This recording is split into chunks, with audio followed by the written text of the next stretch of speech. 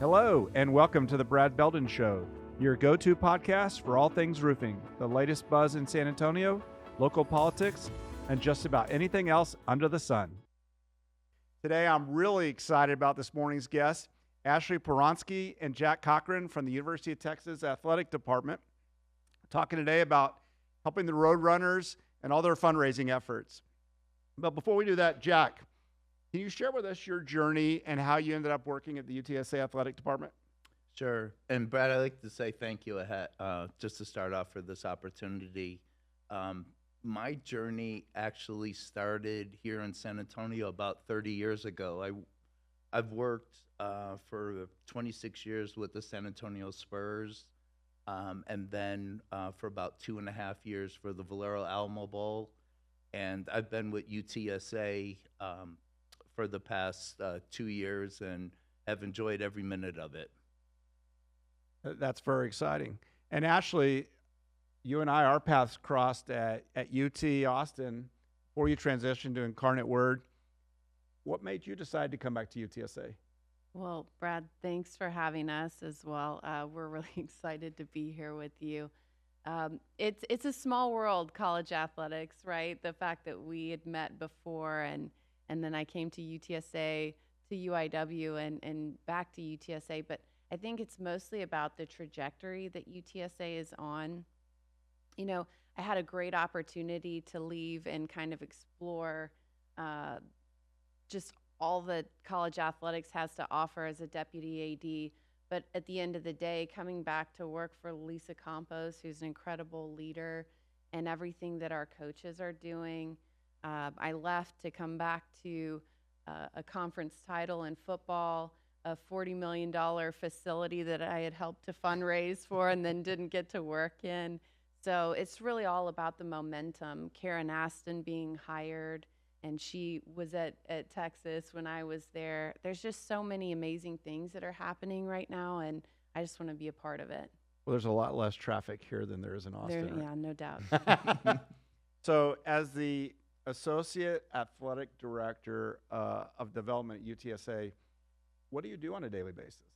It changes day to day, right, Jack? But Yeah. I wear a lot of hats. So I'm mostly a relationship builder. So I'm out there in the community meeting people, sharing our story about what our needs are for our student athletes. But it's resource development mainly, asking people how to tie what they care about to how they can help the student athletes. So I help run the Roadrunner Athletic Fund, and I ask people for leadership gifts for our capital campaign so we can build the necessary facilities to support our student athletes. I don't know how you have a personal life because everywhere I go, I see you. It seems like I don't know when you sleep, but what you're doing in the community is much appreciated, and I know it's not easy work.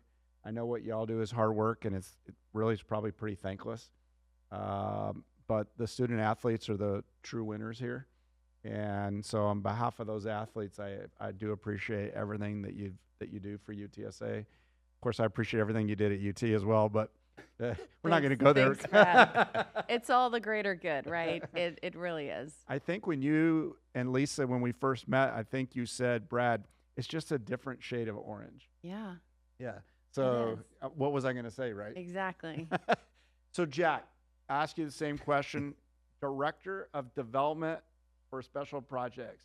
I mean, when you told me that, Jack, I thought you were like the CIA had put an office at UTSA. Special projects. Okay, Jack, what do you do every day? Well, that's a great question. I do a plethora of things, and the nice thing about it is no 2 days are ever the same. And I came to UTSA and was put in charge of putting together programs, specifically suites, and helping us develop a sold-out environment in terms of with And our he suites. did. And we actually have a waiting list for suites, which is has That's been pretty great. impressive. I didn't know that. Yeah. Very impressive. Yeah. He sold a lot of suites. We've been sold out for several years now because That's of pretty Jack. good. Yeah, it's really nice. I think the other part is helping oversee and being part of ticket sales here for all the sports, whether it's basketball, men's and women's, if it's volleyball, football, softball, baseball. The beauty thing about it is we have something for everyone. And the nice thing is you go out and you figure out what people like. And I enjoy going out and meeting people and really having pride about working behind a university and an athletic department and great leaders. And it really, it makes me prideful. But, you brought up the suites. I've always asked on the attendance why we struggle in San Antonio to get that level of attendance that I think would be acceptable. And I know it's a challenge, and that's kind of the reason we're here today is to drive awareness, ask all y'all to become season ticket holders. But you got the suites sold out. Why do you think you have a monopoly here, right? You're the only Division I team. It's Traylor's built an incredibly respected program. He was recruited by so many people to try and pull him away from here this year. Why do you see a struggle there to fill the seats? I mean, it's such a great product. I think people don't know what they don't know. Yeah. And where I'm going with this is we have a great loyal base of alumni that support us. And what our challenge and what we're doing is now going into the community and working with businesses, with school districts, with the military, coming up with programs to get people to our games. And it's just not football. We have volleyball. We have 2 phenomenal basketball programs. We're very affordable. Parking at the Convocation Center is amazing. It's free. And I just think it's us reaching out and touching people and getting people to come. And I like to honestly, just say we have something for everyone, and it's beautiful. And one thing that really amazes me in looking at our student athletes on our women's athletic side, do you realize there's no women role models for sport? The Silver Stars are gone. We have nothing here. And our student athletes at UTSA are the highest tier of role models for young women and young girls that have aspirations. So, and we had one of our daughters was a very good golfer, and so I hear where you're coming from because she could have played, but she decided not to. I even asked her, "Are you good enough to play D1?" And she said, "Yeah, I'm good enough to play D1, Dad, but I'm not good enough to be a professional." I said, "Well, then follow your dreams, right?" And so there weren't those role models out there, but I think that kind of leads into the question I was going to ask you, Ashley. When we recruit, one of the things that we look for is whether or not they had college athletic experience, because we like to find people who didn't want to give up, who are willing to put in the time in the locker room, who are willing to do the extra work, who are willing to study in a van on the way to competition. How do you think being a student athlete affects their educational experience at UTSA? A great question. I think the biggest thing that we do at UTSA is we want to develop a well-rounded person that's ready for the workforce and ready for life beyond to be successful. And Dr. Campos always says developing champions in the classroom, in competition, and in life. And that's the motto that we live by every day. So for the Roadrunner Athletic Fund to provide scholarships, that's tuition, books, fees. But in addition to that, that's the travel, that's the equipment, that's everything that they need to be successful in all of those areas. So we try to develop a well-rounded person. And I'm really thankful to you for recognizing that, because I'm not sure everybody understands what the time demands are, that these student athletes are really working to make people in San Antonio and Texas proud of our city, of our county, and they wear that uniform with pride. But along with that goes a lot of travel, studying in a bus, studying in a plane, studying in a hotel, being able to juggle time demands, being a leader, in and out of competition. So it's really the time demands, being able to go to training, to competition, to get the ankles taped, to go to the weight room and still be doing well in the classroom. And we have, I believe, 12 student athletes that made 4.0s. That's incredible. So it really is. We have a graduation success rate of 89%. That means we're getting our kids with caps and gowns and degrees at the end of the day. So it really is an honorable mission that we're doing. And anyone out there that can support this cause, please do reach out to us. Well, and it's as I've seen, in the application process, even in our own company, and the team members that we bring in that have that, I mean, they always tell me the same thing. It's like having 2 full-time jobs, right? And I don't think people really understand that. And I think that student athlete, especially as hard as it is at UTSA, the education process is so demanding that it speaks a lot for Roadrunner graduates in the marketplace. And you talked about your loyal fan base, Jack. At the end of the day, a lot of them stay here in San Antonio. I mean, that's the beauty about it. Over the last 2 years, I want to say we had, I think, 45% of our graduates are first generation. And when you see that, people stay here in San Antonio. And going back to the business community, people love, our businesses we're seeing are investing in UTSA because, in fact, they know that once whether if it's a student athlete or our students in general, stay here. And the beauty about it is they invest in UTSA, you're investing in San Antonio. So it's Ashley talked about Ashley talked about Dr. Campos, and Lisa is probably one of the most coveted athletic directors in the country. Not to mention, she is the hardest person in San Antonio to say no to. I don't think no is actually in her vocabulary, because when you say no, she just keeps on talking. And can you give our audience a little insight into what makes Lisa such an incredible leader? And was she behind the Bold Champion concept? I mean, she has so many initiatives that I just think the world of her.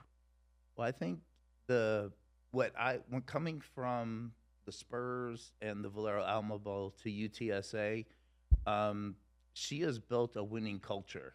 And you see it in terms of right now her legacy. She's brought in Coach Traylor. She's brought in Karen Aston, Carol with our volleyball team. She has brought in a pedigree of coaches, and these coaches are bringing pedigree of winning student athletes that come from winning programs, and they succeed both in the classroom and then on the field, on the court, the pitch, whatever that that playing surface is. But the beauty about it is just using the adage of putting the right people on the right seat on the bus, and she's done an amazing job of that. But she doesn't know the word no, right? You'd agree with me? I don't think no should be in any of our vocabularies. Yeah, she's incredible. And so actually when Lisa and Ashley and Susan and I went to lunch, Lisa asked me, going back to the topic of the suites, why did you give up your suite tickets? And I didn't have an answer, right? And we had been there since the beginning, and then we left for a number of years, and her question resonated with me. Well, why did you leave? I mean, it's such a good product. They've Lisa and Jeff have built such an incredible program. If you just looked at football aside, and we joined right back up, right? Mm-hmm. And so I'm hoping that other business leaders in the community will see that value of giving back to the community, of helping UTSA be successful, helping develop that athlete, that student athlete who held two jobs, enter the workforce in town. Because at the end of the day, there's very few that are going to make it to the pros. I mean, we got one in the Super Bowl, right? But it's probably less than 1%. The rest are going to find jobs like the three of us, right? Right. And so by giving back to UTSA and helping the student athlete, everybody wins in San Antonio. So, Lisa, I'm sure since you're here, we talked about, you asked me about, you said, Brad, would you help support 750 military personnel to come to a game? And before you finished, I said, yeah, sure, I'll do it. You're like, well, let me explain to you. I'm like, Jack, you already got a yes out of me. I remember. But the initiative wasn't as successful as I'd hoped it would be. How do we drive more companies to do that this fall? How do we sell out the Dome? How do we get more people to help in those similar initiatives, where it's the military night or whatever night that you want to help bring other people that wouldn't normally be able to go to the game? How do we drive more people to participate in that endeavor? I think there's probably 4 or 5 different kinds of buckets that we can look at. One is season tickets, and I think when you look at a season, I think where I'm coming across, a lot of people think that a season is 45 games for Spurs, but honestly, a football season is 6 events. It's once a week. We've traditionally, over the past couple of years, played 2 games in the month of September, 2 in October, 2 in November. And the beauty about it, we play in a place where it's always 72 degrees inside. And aside from in Dallas, the AT&T Center, or in Houston, we have probably the 3rd best place to watch a football game. And that's one. But I think you also have to look out and reaching out to the business community. Our season tickets, whether what sport it is, if it's football, volleyball, baseball, basketball, softball, it's affordable. It's very affordable.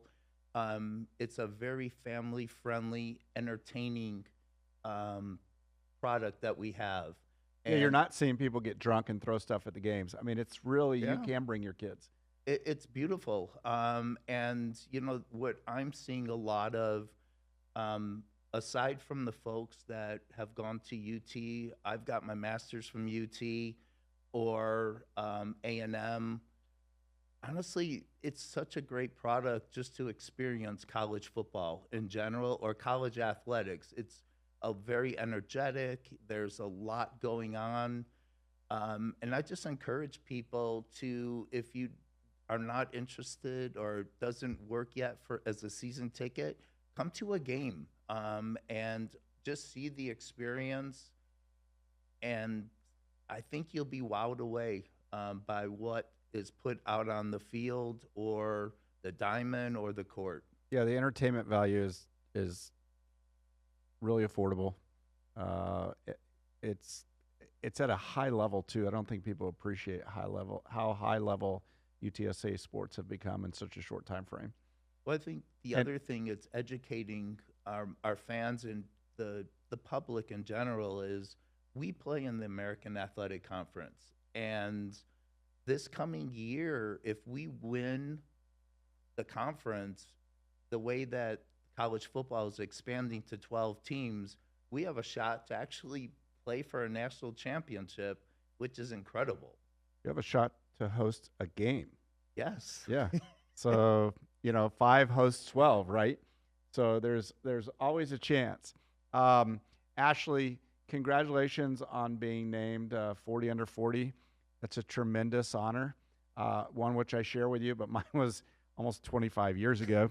But when I won that award, I felt that my hard work paid off, and And how did it make you feel when you saw that in the Business Journal? It's kind of cool because there's not many people that win it, and you only got a couple shots. I know. I got in by the skin of my teeth. I turned 40 in June, so it was a huge honor. I mean, I'm very humbled amongst a group of really deserving people, and now I'm in good company with you. And if I But I'm have 25 years older than you, if Ashley. I have anything to look forward to, then I know I can be as successful as you are, Brad. But honestly, this was a team effort. I don't think the committee probably would have looked twice at my application and nomination if it wasn't for the hard work of all the student athletes and coaches and the brand and the trajectory of UTSA. So I think of it as sort of a team award in a sense. And if if I can do anything, hopefully I can just shine a light on the student athletes and bring some attention to what they're doing. And you have roughly, 400 student athletes. And we talked about the difficulties of studying.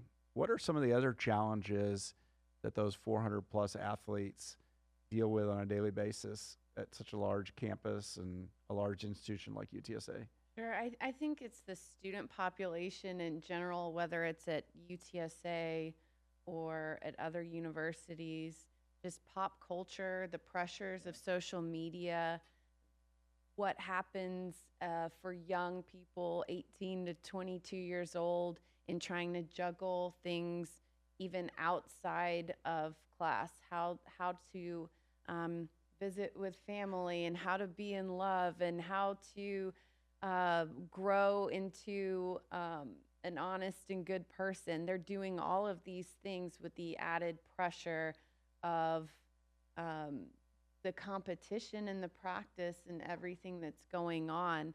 And the legislation with the NCAA keeps changing, so what they're allowed to do and not allowed to do.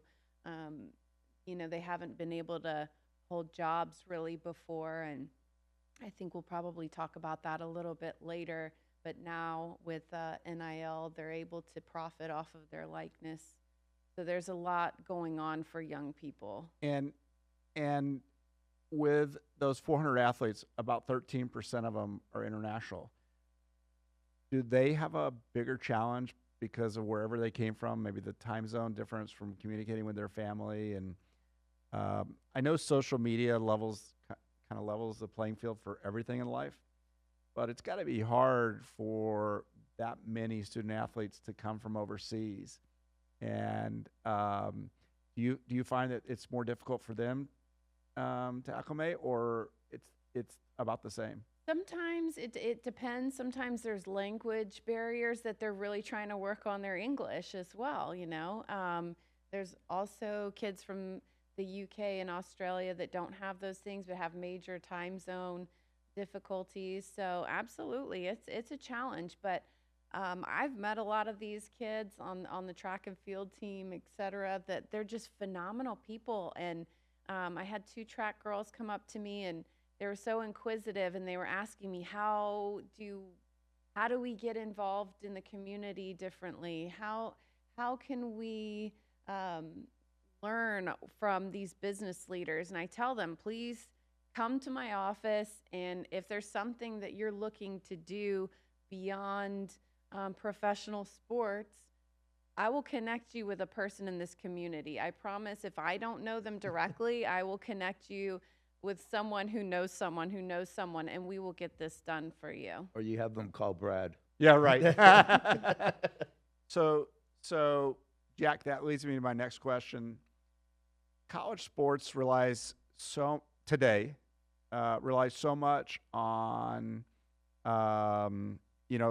really cash, right? At the end of the day, UTSA averaged close to 29,000 in the dome.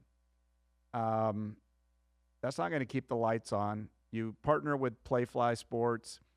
What are some of the things? Maybe your interests aren't in football.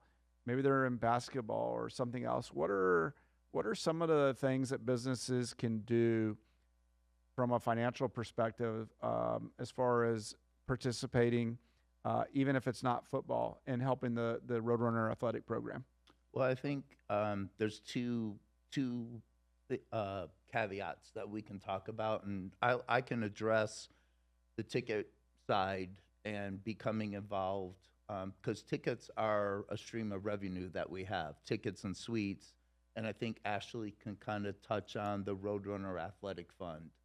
On the ticket side, if you're a business, I think the nice thing is we're very affordable, and it's sending either yourself, your employees, your customers to a game. It could be football, it could be volleyball, and we have both season tickets. We do group experiences where groups will come out and perhaps have a personal meet and greet with some of our players, do an autograph session, or come down on the field at the Alamo Dome before a game and watch the teams warm up. And then, of course, the easiest, one of the nice ways to get engaged is through single tickets or individual game tickets. We also have sports, if you're involved in soccer, that are free. Last year, we had such a great turnout. We led the American Athletic Conference in attendance on our soccer program. In your first year? In our first year. And the other one I think that is really an opportunity is through corporate partnerships. One is that we work together on where yourself, individuals like Frost Bank, Boeing, Harvey Najum, exactly. Bill Greehey was involved in that. Yes, and underwrote tickets where we got nonprofits, families that were military to come out and, just kind of shoot a couple numbers. Last year, we did a program called the Roadrunner Rally, and with your help, with Harvey, Pat Frost, Sid and Bill Greehey, we underwrote close to 14,000 tickets. Wow. And I just look at all the new experiences that people who've never thought about coming to a game came out and had. And we continue underwriting tickets in our volleyball programs, with basketball, as well as softball and baseball. And then the other thing you mentioned earlier, we work on sponsorships, and it's a great way for a local company here or someone here to link up with us. And I think it really becomes a win-win situation, where you're building credibility, we're getting to know the business community, and it's a slow process. It's a marathon, it's not a sprint. Yeah, but there's great opportunities. We approached you to be the official roofer, and you'd already filled that slot, but I don't care if you're in the printing business, you own a gas station, you could be the official anything of UTSA Roadrunner Athletics. So I encourage them to reach out to you for those that want to do that. But it's doesn't just stop there. You built your new Park West campus. You hope to build a volleyball, basketball facility. That's not free. No, it's right? not. And that requires capital as well. Can you talk to us about your facilities? Actually what you built during COVID, which I find just fascinating that y'all completed that project on time, on budget. I have no idea how you did that. And the need for more facilities as UTSA continues to grow and being in a new conference and the demands that are going to be required in that new conference. For sure. So I think one of the biggest things last year as we were moving into the American Athletic Conference, I think it's important to note that the competition level has increased, and therefore the competitors, the universities that we're competing against, have greater revenue sources than we do. So we built a marketing campaign just to create awareness in the city of San Antonio and to Roadrunner Nation that the bar has elevated and we need everybody. And that's the Bold Champion campaign, right? That's Bold Champions in the American. And so it's got that four-pronged approach. So attending a game. So that's season tickets, single games, group tickets, things like that. But even volleyball. I mean, Yeah, you want people to show up. Just show up, support in any way that you can there. You talked about corporate partnerships and our partnership with Playfly Sports. So any business can reach out and have a conversation with Robert Stockhausen about what that looks like. And he's willing to customize packages for everyone. And that's a great way to do advertising and marketing with your company. And then earlier we spoke about the Roadrunner Athletic Fund. You can make a gift of $50 to become involved, and that goes towards this scholarship fund. And so we're trying to grow that, and that helps our annual operating expenses for scholarships and supporting the student athletes. And then the fourth one is to support facility campaigns. So one of the things that I do is ask for leadership gifts of $25,000 or more pledged over 5 years or so. And there's naming opportunities available in some of these buildings. And so those are kind of the 4 ways to support Bold Champions in the American. But as you mentioned before, during COVID, we built a $40 million facility. And before that, we were in... When nobody could get anything. Yep. No materials, no labor. It's true.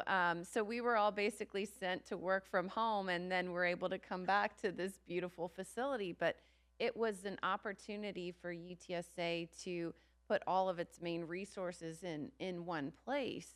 And we had a training room and a trailer. We had our AD in an office park off of campus. We had a weight room in the middle of campus. Our academic advisors were in another place. And so we talked about the student-athlete time demands. Can you imagine adding an hour of traveling across campus to get all of the resources that you need just to go to practice or just to get to class, et cetera? So that was complicated. So we built one building that housed everything that we knew could elevate all of UTSA athletics. Now, did it address every issue? No, but that's why we're building the other buildings. Well, that's okay. So when I first met Lisa, I think she embellished on this. I don't think it was that hard. I mean, when I walked to school as a kid, I walked uphill both ways in the snow, 20 degrees. My parents didn't buy me a jacket, and she was complaining to me that she worked off site and that y'all didn't actually even show her where her office was going to be in the interview process. And then lo and behold, she builds this amazing facility. And a lot of that support came from the local community. And so we encourage people to help you in the volleyball and basketball endeavor and whatever other facilities are needed, because football is not the only product that UTSA delivers in our community. We built a track and field and soccer field house, the Park West field house, and it's beautiful, and it's really helping the student athletes compete at the highest level. And then we're hoping to break ground this winter on a volleyball and basketball training facility. So we have support from the county and the city, but we're asking for individual gifts from donors. And we have, last year we raised nearly $2 million towards that endeavor, and we're still looking for people to support that cause. We have great naming opportunities to honor people's families in that space. So one of my part-time jobs is raising money, and I get rejected probably 75 to 80% of the time. So I'm assuming that the same thing happens to you. How do you effectively measure your KPIs, and how do you not get down when you're told no 3 times out of 4? I go to my friends. Jack is fearless, by the way. Honestly, I'm going to turn that question around, because I think people are starting to engage UTSA just based on my 2 years here. And from the business community to individuals, and I've come across folks that have not graduated from UTSA, or really, but where I'm seeing more of an 75-80% acceptance to meet with us, is because people realize that I think there's a bigger and better thing than Ashley or I or our athletics. It's about making the community of San Antonio better. They're seeing the bigger picture. I think so, and I've learned that lesson from Harvey Najum, from Bill Clessy, John Montford, um, people that are very high esteemed individuals in this community, and they invest or have an interest in UTSA. Aside from athletics, we got a tier 1 ranking for research. Our downtown campus is growing, as well as the main campus out on I-10 and 1604. It's really getting involved in UTSA, and people understand it makes the community of San Antonio better. We always say what's good for UTSA is good for San Antonio. No, and I agree with you. Ashley, you mentioned earlier NIL, name, image, and likeness, and the challenges. When one time when you and Lisa and I met, Lisa was trying to explain to me one of your significant challenges, and I didn't understand it, and I hope that our audience will understand this as well.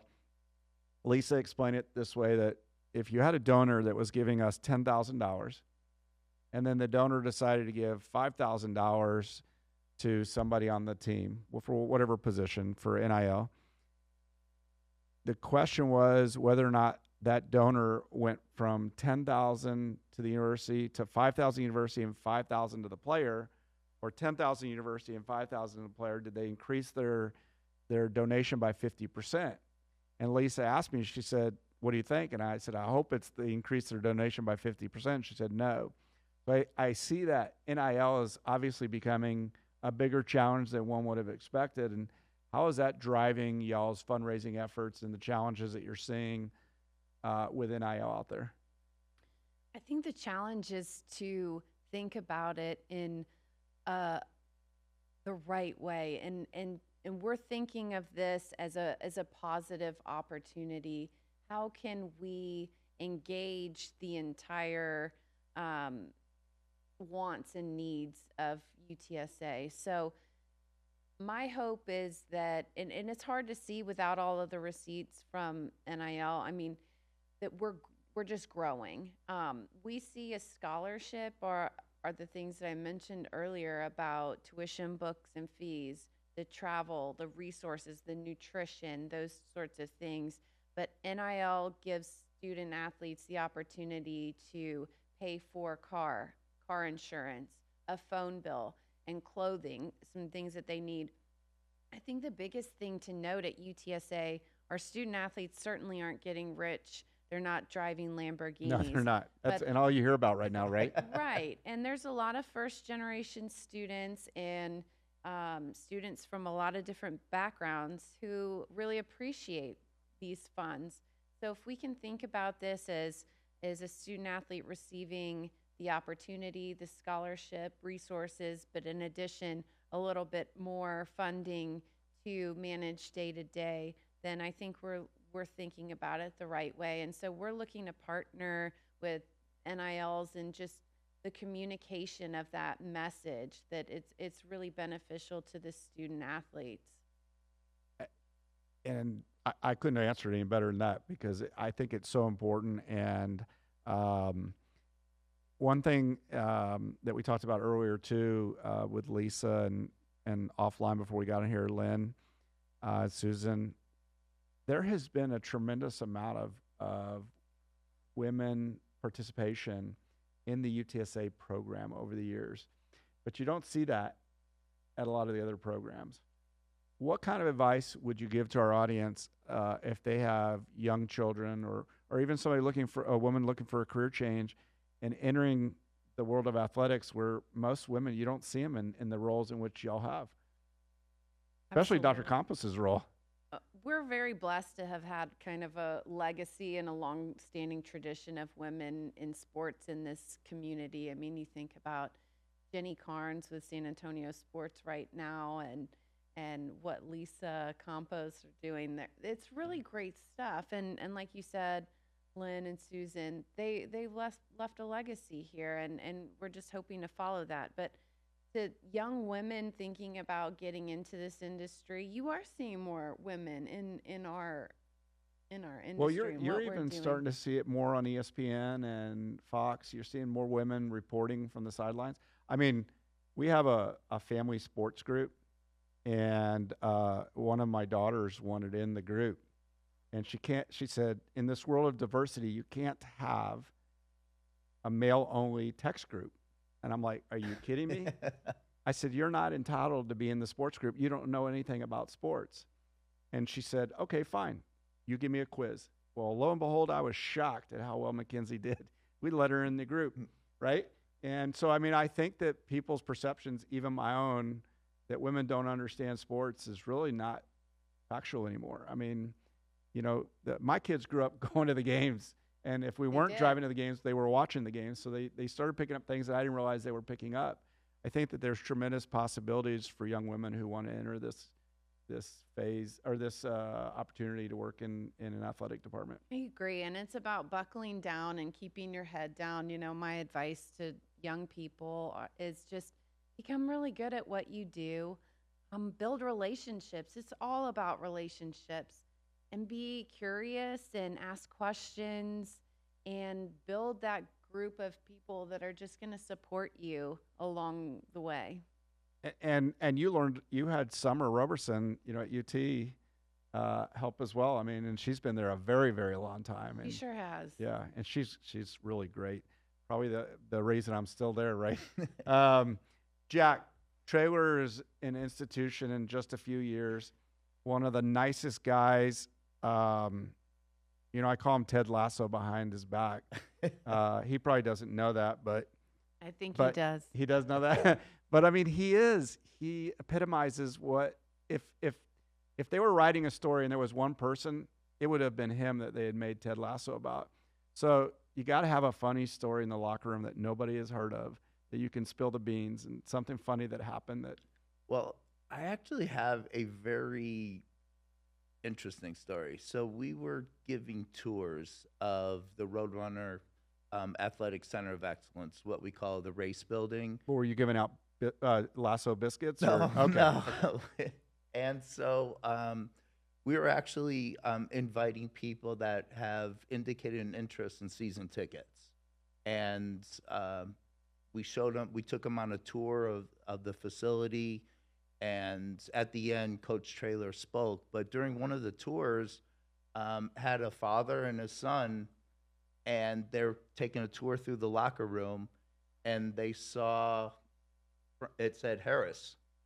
And the little boy looks at his dad, the dad looks at the boy, and all of a sudden he goes, "Dad, I can't believe I'm breathing the same air that Frank Harris is."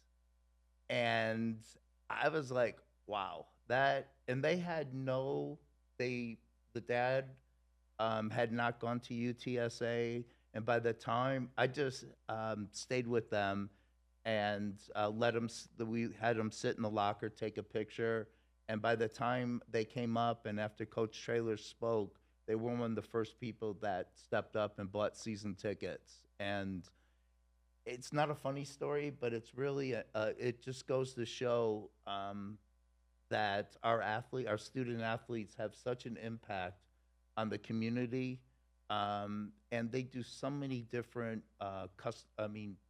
community service hours and everything. You see them all over the place, and Frank's is a great ambassador, as well as Coach Traylor and a lot of other student athletes. So when Susan and I went on the field with our parents this past year, I was surprised at how many of the student athletes during the game said, "Thank you for coming and supporting UTSA." Quite frankly, I was blown away that they had the wherewithal to say that in the middle. Now, we were blowing out the competition, but they still said, "Hey, thank you for supporting UTSA athletics." And for our listeners that want to help UTSA, I would encourage you to go UTSA.com or you can call 210-458 UTSA, and we're hoping that everybody will give something. Every little bit helps. It can be $50 or it could be $50,000. It all adds up. It does. You have a lot of needs, facilities that need to be built, books, everything for the students. Ashley and Jack, a sincere thank you for joining me today on the Brad Beldon Show and providing such incredible perspectives on UTSA's athletic department. And for my friends that are viewers, if you don't give, I'm going to give Lisa Campos your mobile number, and she'll put somebody on you, and she's going to drive you nuts until you do give. And hoping that we can do something, great in this community. Thanks for tuning in today. And as my friend Judd Ashmore used to say, hug somebody, make you feel better.